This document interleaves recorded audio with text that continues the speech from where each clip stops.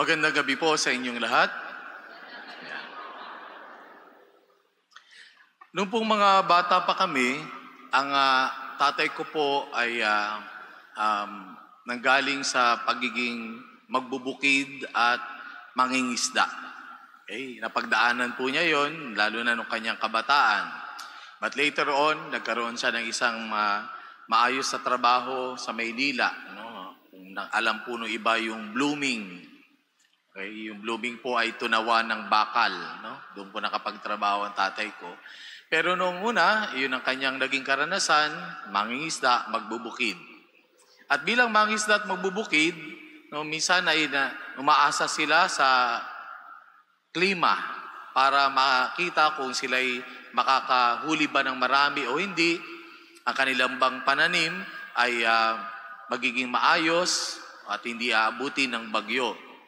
Kaya po minsan, kapag kami ay nasa labas ng bahay, sasabihin ng tatay ko, namumula ang lulubugan ng araw. Aaraw yan bukas. No? Alam niyo po, pagka ang lulubugan ng araw ay namumula, kinabukasan po, sigurado nga araw. No? Sigurado na magiging maganda ang klima. At inoobserbahan ko po yun, at totoo nga po nangyayari, no? Na kinabukasan maganda ang klima, matindi ang init ng araw. Sabi ko, siguro sa karanasan ng tatay na magbubukid, mangingisda, no, alam na nila yung cycle ng panahon.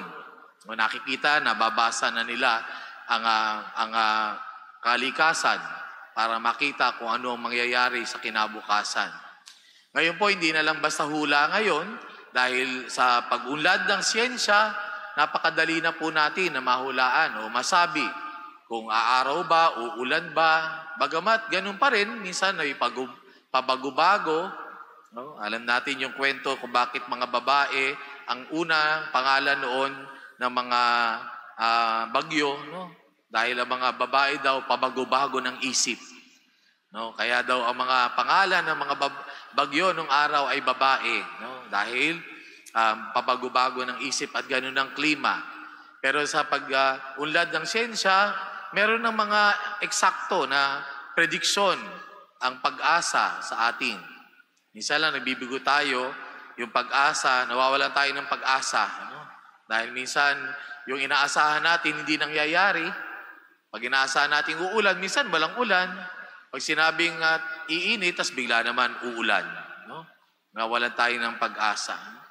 Ganito inihahalin tulad ni Jesus ang pananaw natin at pagtingin pagdating sa kasalanan. Okay? Sabi ni Jesus sa Ebanghelyo, nababasa ninyo ang nangyayari sa paligid.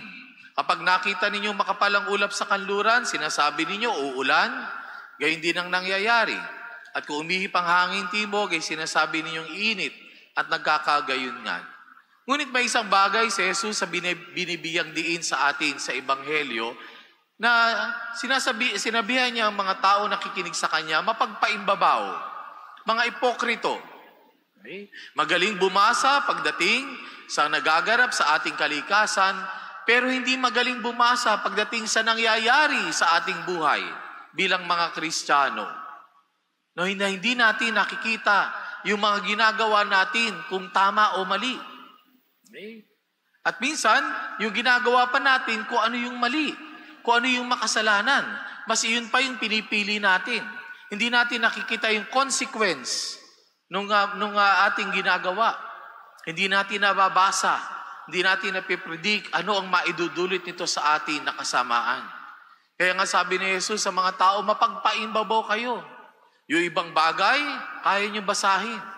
Pero ang ginagawa ninyo, hindi nyo kayang basahin na ito'y paglabag na sa kalooban ng Diyos, at ganoon din ito'y pagkakasala na. Okay? Mga kapatid, maganda na makita po natin sa ating pag-unawa sa kasalanan na ito'y merong hatid sa atin na kasamaan. Okay? Yung mga kasalanang nagagawa natin. Dapat nakikita natin na merong magiging consequence o magiging hatol sa atin ng Diyos pagdating ng panahon. Ano ang dapat nating gawin? No, sa ikalawang pagbasa, sabi ng Panginoon, kapag isinakdal ka sa hukuman, makipag-ayos ka na no, sa nagsakdal bago may panahon. Anong panawagan ni Jesus sa atin? Agaran. No? Makipagkasundo ka na doon sa nagsakdal sa iyo. Ibig sabihin, kung meron tayong nagawang pagkakasala, agaran, makipagkasundo na tayo agad sa Diyos. Humingi na tayo ng kapatawaran sa Diyos. Humingi na tayo ng kanyang awa at habag.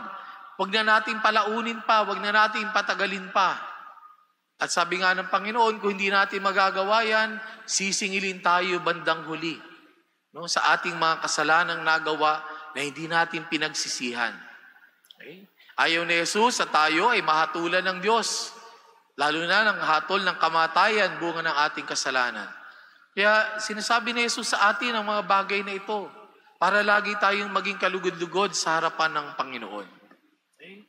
Kasalanan at ang parusa nito na kamatayan. At ang kaugnayan nito sa ating patron na pinaparangalan ngayon, si San Pablo de la Cruz. Si San Pablo po may mga turo din siya patungkol sa kasalanan at sa kaugnayan nito sa krus ng Panginoong Hesukristo. Una, sabi po ni San Pablo, yung kasalanan ay barrier, no? ay hadlang o parang pader na naghihiwalay sa atin sa Diyos. At tunay naman, kapag tayo nagkakasala, nawawalay tayo sa piling ng Diyos. Kaya nga kailangan natin magkumpisal upang mapabalik muli tayo sa piling ng Panginoon. Ganun yung kanyang unang pagtingin. Nagiging hadlang ito para sa biyaya ng Diyos, para sa atin. Nagiging hadlang ito para sa kasalanan o sa relasyon natin sa Diyos at maging sa relasyon natin sa isa't isa. Pag may nagawa tayong kasalanan, ito'y naghahati-hati din sa atin bilang sambayanan ng Diyos. At sabi ni San Pablo, paano mapagtatagumpayan ang kasalanan? Sabi ni San Pablo, ito'y sa pamamagitan lamang ng krus ng Panginoon. Sa pamamagitan ng pagpapakasakit ng Panginoon. Kung titingnan po natin ang krus ay malarawan unang-una ng paghihirap ng Panginoon, ng kanyang kamatayan. Pero maganda na itatanim din natin sa ating puso at isipan na ang krus ni Kristo ay panandari ng kanyang tagumpay sa kasalanan at kamatayan. Sa kasalanan at ang idudulot itong kamatayan sa atin. Kaya nga si San Pablo de la Cruz ay nangangaral na gamit ang banal na krus ng Panginoon upang sabihin sa ating lahat, meron pa tayong katubusan. At ang katubusan natin, una nang nangyari yan, nung siya ay nabayubay sa krus, nung nabayubay sa krus ang Panginoong Hesukristo, hinango na tayo sa kasalanan at kamatayan. Pero dahil sa katigasan ng ating puso, nalulugbok muli tayo sa kasalanan. Pero ipinapangaral ni San Pablo, meron pa rin tayong pag-asa. At walang iba, kundi krus pa rin ni Kristo ang pag-asa natin. Yung kanyang pagpapakasakit sa krus. Kaya nga maging si San Pablo de la Cruz, meron siyang mga ginagawang penance. Meron siyang ginagawang mga sakripisyo. At pagdadalisay ng sarili, gamit ang krus ng Panginoon. Ganun kahalaga para sa kanya ang banal na krus.